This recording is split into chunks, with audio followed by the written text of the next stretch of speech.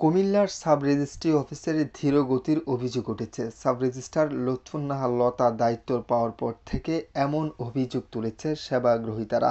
মালিকসহ সেবাগ্রহীতারা বলছে, Comilla sub registrar অফিসে প্রতিদিন দলিল হতো 2 শতকেরও উপরে, কিন্তু লুৎফুন্নাহার লতা দায়িত্ব পাওয়ার পর থেকে দৈনিক 20 থেকে 25টা করে দলিল হচ্ছে। কুমিল্লার সবচেয়ে ভিআইপি সাব রেজিস্ট্রার অফিস হলো আদর্শনগর সাব রেজিস্ট্রার অফিস। নগরীর ফৌজদারি এলাকায় অবস্থিত এই কার্যালয়ে কর্ম এলাকার ঘুঁটানগর ও শহরতলি। এখানে প্রতিদিন কোটি টাকা থেকে শুরু করে শত কোটি টাকার দলিল সম্পাদন হয়। এছাড়াও বিভিন্ন কারণ দেখিয়ে গ্রাহকদের দলিল বাতিল করে দেন তিনি। এত করে দলিল লেখকদের কাজ দিন দিন কমে যাওয়ায় সংসার চালাতে হিমশিম খেতে হচ্ছে তাদের। পাশাপাশি গ্রাহকরাও হয়রানির শিকার হচ্ছেন। কোনো দলিলে সাবজেক্ট থাকলে বদলি আসলে 100-150 কর্মমহিলা উনি বসলে আপনি কোনো দলিলে করতেছে না 20টা 25টা, এতে দেখা যায় সরকারের রাজস্ব খুব কম। তারপরে আপনি উনি 100 বার মোবাইল ধরে 100 বার আপনার যাই চেম্বারে বসে থাকে, ওর কাজে কোনো মনোযোগ নেই। আর কিছুতে কিছু বলে আমাকে আজ বলেন আমাকে ট্রান্সফার করে দিতে বললে তো 1-150 লোক থাকে এবং কাজ করতে পারে, সৎ লোক, মানুষের জন্য ভোগান্তি না হয়, মানুষের কষ্ট না পায়। হ্যাঁ, মনে রেখেছি।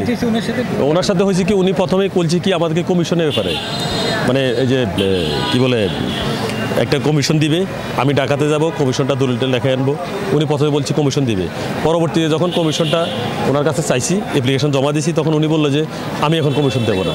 যতটুকু বর্তমানে কাজ করতেছে অনেকগুলো মানুষকে হিসেবে যথেষ্ট পরিমাণ হয়রানি করাইতেছে। এভাবে যদি হয় তাহলে তো মানুষ তো এখানে এটার প্রতি মুখ ফিরে নিবে ইন ফিউচারে, ঠিক না? কিন্তু উনি তো প্রতিদিন, আমরা চাচ্ছি কি প্রতিদিন অন্তত 200-300 এখানে দলিল হয়, কিন্তু ওনার কারণে বর্তমানে 200-300 দূরের কথা, ওনার কারণে 50টা দলিল মানুষ করা সম্ভব না। তা আমরা এভাবে এখানে হয়রানি হইতেছি সাধারণ গ্রাহকগণ, আর সারাক্ষণ শুধু উনি মোবাইলে কথা বলে। কার সাথে কথা বলে এটা উনি ভালো জানেন, আমরা জানি না। আপনি যখনও যাবেন দেখবেন উনার কানে একটা মোবাইল লেগে আছে। আর আমরা যদি কোনো দলিল বিষয় যাই উনি খারাপ ব্যবহার করে। যে দিনে আসে দিন শেষ, পুরো দিন শেষ, কার্যক্রম অনেক স্লো গতিতে কাজ করে। অন্য সাবরেজিস্ট্রাররা তো দলিল করছে বিগত দিনে, আমরা করেছি, যার কারণে আমাদের ভোগান্তি বেড়ে গেছে, আমাদের সময় নষ্ট হয়। এদিকে জেলা দলিল লেখকের সাধারণ সম্পাদক মঞ্জুর আলম বলেছেন, অফিসার হিসাবে তিনি অত্যন্ত ভালো। কুমিল্লাতে জমির শ্রেণী হচ্ছে নালা, ডুবা, টিবি, বসত, পুকুরের পার। এক্ষেত্রে উনি সম্পূর্ণ নতুন। দলিলগুলো আস্তে ধীরে দেখে প্রত্যেকটা দলিলের এনআইডি কার্ড সহ দাতা গ্রহীতা চেক করতে হয়। এজন্য একটু ধীর গতিতে কাজ করতে হচ্ছে। সবকিছু বুঝে গেলে সমস্যা হবে না, এমনটা জানান তিনি। সাবরেজিস্ট্রার আমরা সদরের, উনি তো মহিলা মানুষ, উনি এই বাড়ি হলো যশোরে, উনি বেশিরভাগ ওই বেল্টে অফিস করছেন। উনি মনে করেন চট্টগ্রাম বিভাগের অধীনে এই ধরনের অফিসগুলোর ভিতরে অফিস করে নাই। তো আমাদের এদিকে মনে করেন ওইদিকে জমিনের শ্রেণী অনেক সময় এই অন্যরকম ছিল, বড়, আউশ, আমন এই ধরনের। আর আমাদের কুমিল্লাতে জমিনের শ্রেণী নাল, ডোবা, বিটি, বসত, পুকুর পার। তো এই দিকে আইসা উনি সম্পূর্ণই নতুন হিসেবে উনি দলিলগুলো আস্তে ধীরে একটু দেখে আপনার মনে করেন প্রত্যেকটা দলিলের এনআইডি কার্ড সহ দাতা গ্রহীতা এগুলো একটু ফুনকানুভাবে উনি দেখা করে। এই জন্য উনি একটু স্লো, কিন্তু অফিসার হিসেবে অত্যন্ত ভালো, সৎ। উনি কখনো কোনো এই অবৈধ কোনো টাকা চায়ও না, অবৈধ টাকার কোনো পক্ষও না। উনি সবসময় এই সৎভাবে যার সবাইকে সেবা দিয়ে যাচ্ছে। উনি নতুন অবস্থা তো, যখন উনি কিছুদিন আস্তে ধীরে অফিস চালাইব তখন সবই ঠিক হয়ে যাবে।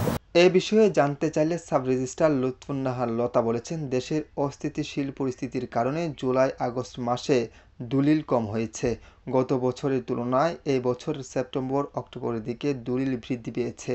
আর সঠিক কাগজপত্র না হলে দলিল রেজিস্টার করার এখতিয়ার আমার কাছে নেই।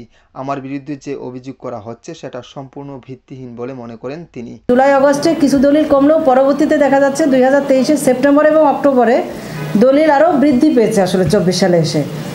আর সঠিক কাগজপত্র না হলে দলিল রেজিস্ট্রি করার কোনো এখতিয়ার আমি রাখি না। কাগজ যদি যথাযথ না থাকে, পার্টিকে বলা হয় যে কাগজটা ঠিক করে আনেন, তো অনেক ক্ষেত্রে এসি ল্যান্ড অফিসে ওটা ঠিক করতে গেলে সেটার জন্য 15-20 দিন তার টাইম লাগতে পারে, হয়তো সেটা করতে দেরি হয় পাবলিকে, তাতে মানুষ হয়তো অসন্তুষ্ট হতে পারে। কিন্তু এক্ষেত্রে তো আমার আসলে কিছু করণীয় নাই।